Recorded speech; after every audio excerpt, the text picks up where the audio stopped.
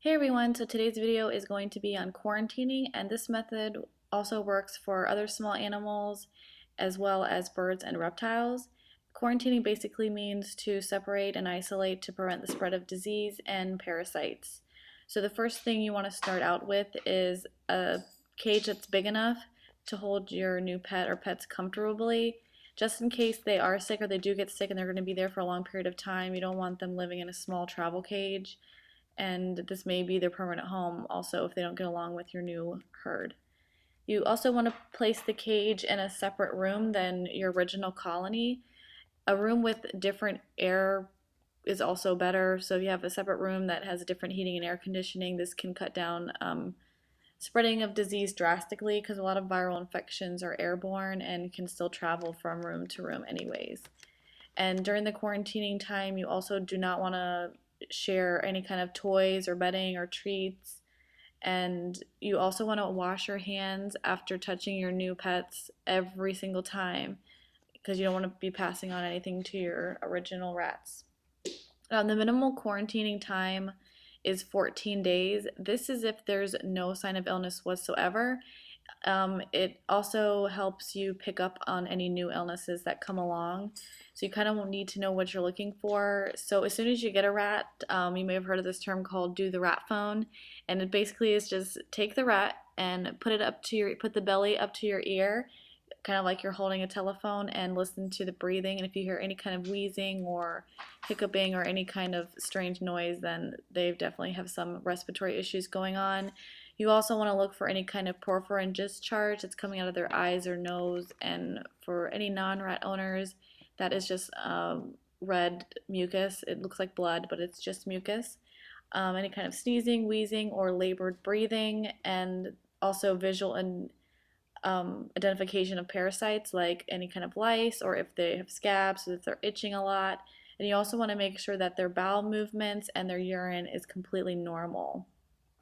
And there's little Ile right there. But depending on if your rat is sick can also affect the quarantining time. Like, since I have two sick babies here, I'm not going to be introducing them until they're 100%, so I might even wait 14 days after they're better. When I recorded this, they still weren't feeling well.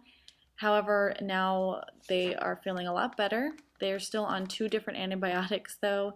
I had to up their dosage and add a second antibiotic. A lot of times rats need to have 2 antibiotics going on at once to treat a severe upper respiratory infection. If you see here, Iona is about to have a sneezing fit, but she seems to be doing better now. Cleaning the cage frequently can also help.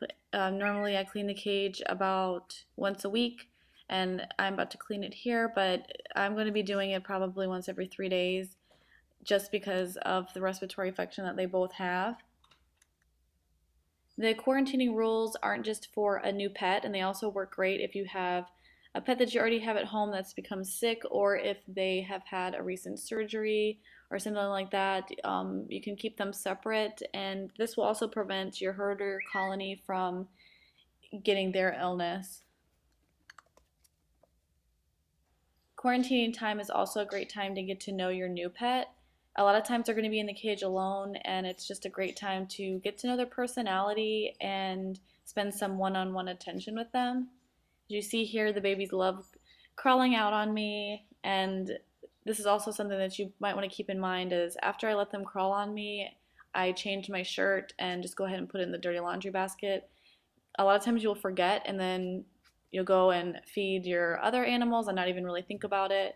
But it's good to get in the habit to make sure you wash your hands and change your clothes if they've been crawling on your shirt or something like that.